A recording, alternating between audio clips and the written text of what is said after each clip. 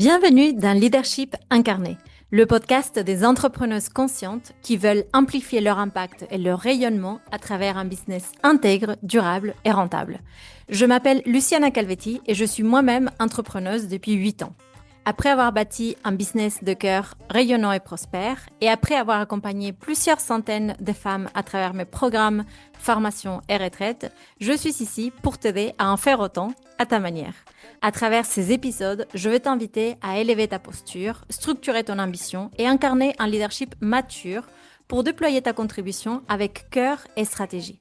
Si tu es prête à vivre ton entrepreneuriat comme une voie sacrée de création et d'expression de ta lumière, tu es au bon endroit. Bonjour à toutes et bienvenue dans ce nouvel épisode de Leadership Incarné. Je suis ravie de vous retrouver aujourd'hui pour parler d'un sujet qui réveille à la fois passion et maux de tête. Un sujet plutôt mal aimé, je trouve, que beaucoup d'entrepreneuses craignent ou parfois n'envisagent même pas, et qui est le fait de déléguer. Si j'ai décidé de vous en parler aujourd'hui, c'est parce que j'ai vu en fin d'année dernière, mais aussi en ce début d'année, de nombreuses participantes de mes programmes me dire qu'elles sont totalement épuisées dans leurs activités, qu'elles se sentent débordées et qu'elles n'ont le temps de rien. Et bien sûr, la gestion du temps, de l'énergie et des priorités est un thème qui englobe différentes dimensions. Cependant, il y a quelque chose qui me semble évident. Il est impossible de ne pas être épuisé si on fait tout toute seule dans son business. Si on n'ose pas déléguer ou si on ne le fait pas bien, c'est-à-dire correctement, si on ne délègue pas bien, le plafond de croissance, mais aussi le plafond d'épuisement va arriver très vite. Et je sais déjà ce que vous êtes en train de penser et de vous dire plein de choses dans votre tête, du style « je n'ai pas le budget pour déléguer, je ne suis pas prête, je n'ai pas le temps pour le faire ». Je ne pense pas que quelqu'un pourrait faire telle chose à ma place, ou encore, autant le faire moi-même vu le temps que ça prend. Je le sais, parce que tout ça fait partie des peurs les plus fortes et malheureusement classiques au moment de déléguer. Le problème, c'est que ces peurs nous laissent souvent dans ce que j'appelle la zone d'impuissance, de non-action. L'espace où en fait on n'a pas de choix, on ne peut rien faire, parce que ces peurs nous bloquent, nous paralysent complètement. Et cela va forcément nuire à notre développement et nous empêcher aussi de nous épanouir dans notre activité. Et c'est pourquoi, dans cet épisode, je vais vous aider justement à identifier les peurs et les croyances qui nous empêchent de déléguer avec sérénité, avec confiance, et vous proposer aussi un pas à pas pour commencer à déléguer avec clarté.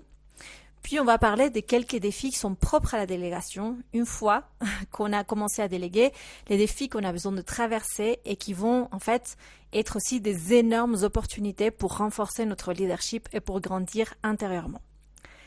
Pour commencer, j'aime bien dire moi que déléguer, c'est une manière d'honorer notre médecine et la médecine des autres.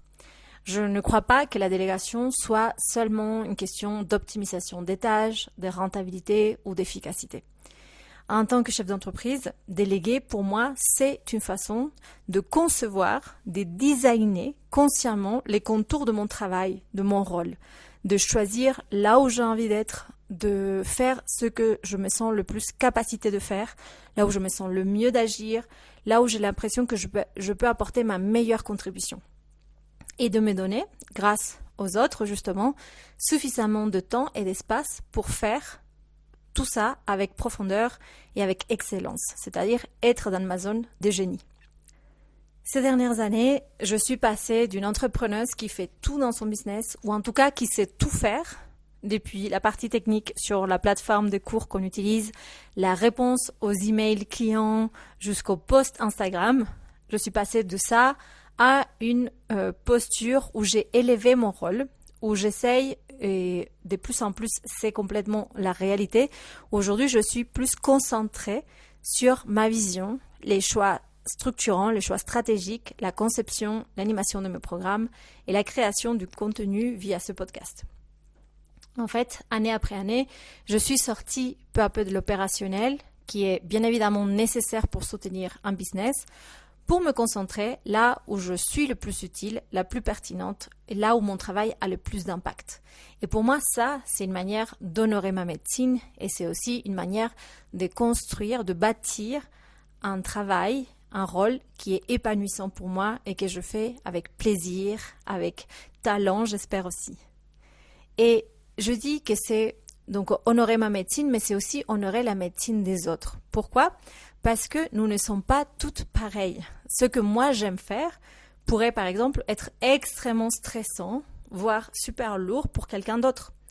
Et inversement, la partie technique ou la gestion des emails peut être super lourde pour moi, alors que pour d'autres, en fait, il y a du plaisir, il y a du sens à le faire. Et cette sensation que j'ai toujours senti ça comme une vérité, une conviction.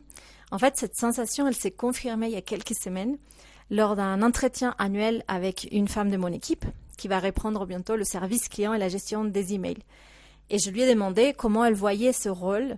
Elle m'a répondu qu'elle adorait le service client parce qu'elle savait à quel point cela peut faire du bien dans la vie d'une personne, à quel point ça peut ensoleiller la journée de quelqu'un que de recevoir un message positif, efficace et bienveillant quand on a un problème avec un achat.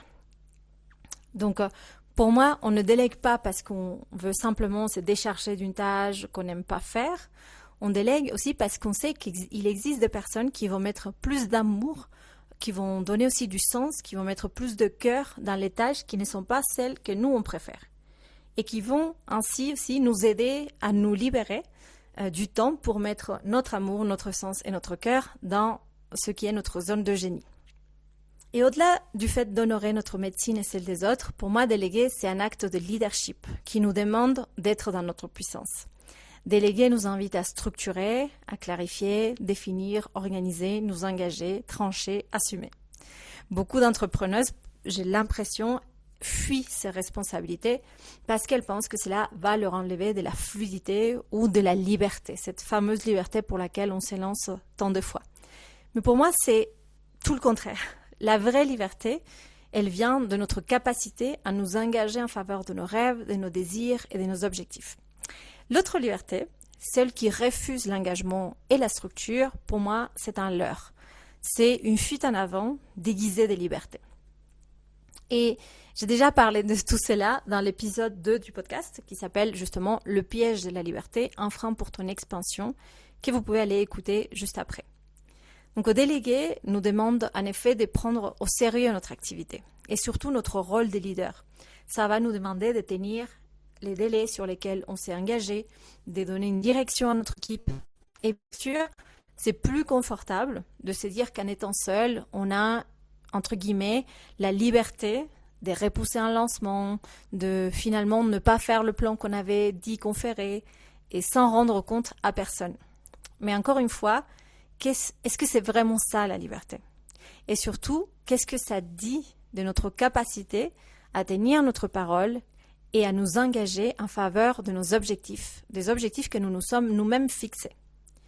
Ici, c'est une question de self-leadership pour moi, de s'engager envers soi-même d'abord et que la délégation va venir révéler encore plus fortement.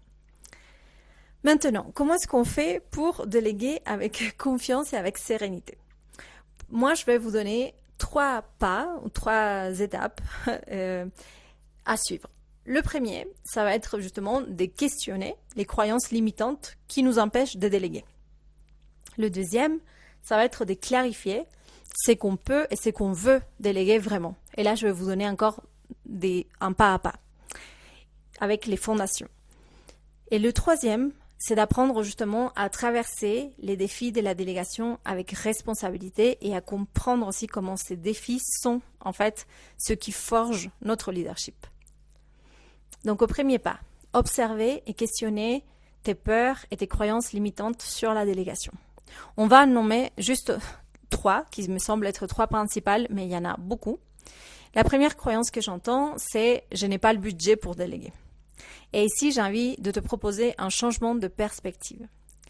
Déléguer, c'est un investissement.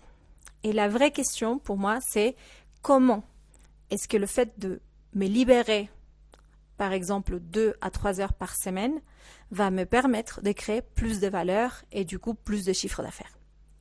Donc on voit bien qu'il ne s'agit pas d'avoir assez d'argent pour déléguer, mais plutôt de comprendre, et de s'engager aussi, mais de comprendre comment justement déléguer va me permettre d'augmenter mon chiffre d'affaires. Et ça, donc c'est la réflexion pour moi, la question, il faut inverser un peu la question que l'on se pose, ne pas attendre d'avoir le budget parce qu'on n'aura jamais un budget assez confortable pour nous dire ok, maintenant je suis tellement tranquille pour déléguer, il faut le voir à l'inverse. Et aussi se rendre compte qu'aujourd'hui, il y a des possibilités de déléguer pour vraiment un budget très petit aussi. Avec 60 € déjà, on peut se libérer 2 heures par mois pour des tâches, par exemple, qui nous consomment de l'énergie, etc.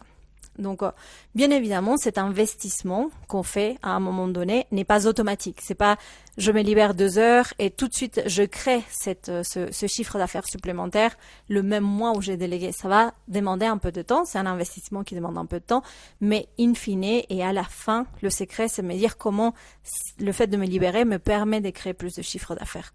Qu'est-ce que je veux faire vraiment avec ce temps disponible nouveau et comment je vais m'engager à faire ce qui est important pour mon activité. Personnellement, moi j'ai commencé à déléguer dès le premier jour de mon entreprise. Je commençais à le faire sans même savoir si j'avais réellement le budget pour le faire. Et en fait, je l'ai fait parce que je sentais très clairement que je perdais mon temps à monter moi-même mes pages de vente, par exemple, pour mes ateliers d'astrologie en 2020 et que je ne voulais pas mettre mon énergie là-dedans. J'ai aussi, par exemple, fait des échanges au début. J'ai échangé l'accès à mes programmes ou à mes masterclass contre quelques heures de travail des personnes qui voulaient participer à mes propositions, mais n'avaient pas forcément les ressources financières, mais en revanche, ils avaient les compétences. La deuxième croyance très forte, c'est celle de penser que déléguer prend du temps et qu'on n'a pas le temps de le faire. Et celle-là, je la connais très bien parce que je l'ai eue très souvent, moi aussi. Et cette croyance, aujourd'hui, elle me fait penser aux personnes qui disent qu'elles n'ont pas le temps de planifier, enfin qu'elles ne peuvent pas planifier parce qu'elles n'ont pas le temps. Et pour moi, c'est justement ça le problème, c'est là le problème. Si on se retrouve à courir dans tous les sens, à se sentir complètement débordé, c'est qu'on a un problème de priorité, un problème de soutien aussi. Donc c'est précisément parce que l'on se sent débordé que prendre le temps de se poser, de planifier et de déléguer devient urgent et indispensable. Et si on ne travaille pas cette résistance, en fait, on peut passer 10 ans de notre vie, 20 ans de notre vie à courir après tout sans jamais mettre en place quelque chose de solide qui nous permette justement de nous libérer. La troisième croyance que je vois beaucoup, c'est celle de penser que personne ne fera aussi bien que moi. Celle-là, peut-être, elle est moins courante entre nous, entre, on va dire, des entrepreneuses conscientes, mais parfois, elle est là inconsciemment. Donc, moi, je vous invite à l'explorer parce que je la trouve vraiment passionnante. Parce que qu'est-ce qui me fait penser que personne ne fera aussi bien que moi? Qu'est-ce qui est un jeu là-dedans quand je me demande ça, quand je me dis ça? Pour moi, il y a souvent des choses à regarder du côté de l'identité, de là où on place notre valeur, parfois même d'un besoin de reconnaissance un peu égotique. Aussi notre rapport au contrôle, notre capacité à tolérer aussi l'inconfort, les erreurs, la différence. Aussi, comment est-ce qu'on s'identifie parfois à notre travail et on se sent mal si notre travail ne sort pas parfait, un certain perfectionnisme aussi. Et au fond, la question ici, de toute façon, c'est pas de savoir si je suis la meilleure et la plus qualifiée pour faire cette tâche. Pour moi, la vraie question, c'est aussi de se dire, est-ce que j'ai envie, est-ce que cela fait sens que je continue à assurer cette tâche? Et en termes de posture intérieure, pour moi, on devrait viser à s'entourer des personnes capables de faire beaucoup mieux que nous dans leur zone de génie, à être entouré des personnes qui savent plus, qui savent mieux. Une fois que ces croyances sont observées, questionnées, que ces peurs peuvent être accueillies pour être dépassées, voyons maintenant quelles sont les fondations, selon moi, pour déléguer avec clarté, avec sérénité. Donc, ce deuxième pas, c'est clarifier ce que tu peux et ce que tu veux déléguer. Quand on parle de délégation, l'erreur la plus fréquente consiste à vouloir déléguer un ensemble flou des choses que l'on n'est même pas capable d'expliquer clairement. Par exemple, j'entends très souvent « je veux déléguer la création de contenu ». Or, la création de contenu ne veut rien dire en soi. Elle recouvre des réalités très différentes selon les entreprises, les canaux, les choix stratégiques, la posture de la personne qui communique. Et déléguer sans avoir clarifié tout ça, c'est exposer l'autre à l'échec et se mettre soi-même en insécurité. C'est pourquoi je vais te partager ici une manière d'aborder la délégation qui soit structurée et consciente en sachant précisément ce que tu es en train de transmettre. Et du coup, je vais te dire plusieurs étapes. Donc la première étape ou la première chose que tu peux faire, c'est de noter toutes les activités que tu réalises aujourd'hui dans ton activité. Des plus grandes jusqu'aux plus petites. Les plus grandes comme créer des formations, des campagnes, des publicités, du marketing, ou plus petites comme répondre aux emails, créer des factures, etc. Et pour t'aider, tu peux penser aux activités que tu fais par exemple une fois par an, comme le bilan, la planification annuelle, celles que tu fais une fois par trimestre, comme la préparation d'un lancement par exemple, celles que tu fais tous les mois, comme les déclarations URSSAF, celles que tu fais toutes les semaines, comme la création de contenu, celles que tu fais tous les jours, comme répondre aux messages et aux commentaires sur les réseaux sociaux, par exemple. Donc c'est un peu long, mais ça vaut carrément le coup de faire vraiment cette liste détaillée de tout ce que tu fais. Une fois que tu as cette liste, tu vas répartir les tâches en 4 catégories. Donc là, tu peux noter, comme ça tu as de la clarté sur ce que je te dis. Donc aux 4 catégories. La première, c'est les tâches qui génèrent beaucoup d'impact pour ton business et que tu aimes faire le plus, celles que tu adores. Ensuite, tu vas faire les tâches qui génèrent beaucoup d'impact pour ton business, mais que tu n'aimes pas vraiment faire. Ensuite, tu vas avoir les tâches qui génèrent peu d'impact et que tu aimes beaucoup faire, et celles qui génèrent peu d'impact et que tu n'aimes pas faire du tout. Pour t'aider à identifier ce qui génère le plus d'impact, pense à ce qui va influencer directement les ventes ou ce qui va être vraiment différenciant dans ton entreprise, comme tes offres, ton marketing, toute la partie vente justement. Pour identifier plus clairement ce que tu aimes faire, observe tout simplement ce qui te donne de l'énergie ou à l'inverse ce qui t'en prend. Et chacune est différente, donc ici, l'important, ça va être d'être honnête avec toi-même. Une fois que tu as cette liste, que tu as clarifié cette liste, tu peux regarder d'abord, avant de vouloir déléguer quoi que ce soit, s'il y a des choses qui peuvent être automatisées ou optimisées. Donc avant de déléguer, il y a parfois d'autres options. Par exemple, si ce qui te prend du temps, ce sont les factures, parce que tu crées les factures manuellement à chaque fois, peut-être qu'un logiciel de facturation qui les fait automatiquement pourrait te soulager. Ou si la création de contenu te prend énormément de temps, peut-être que le problème vient du fait que tu n'as pas encore un processus clair. Donc dans ces cas-là, plutôt que de déléguer immédiatement, tu pourrais tester le fait de batcher ton contenu sur une journée dédiée seulement à ça. Une fois que tu as posé ça, que tu as vu s'il y a des choses qui peuvent être automatisées ou optimisées, ensuite seulement tu peux décider quoi déléguer.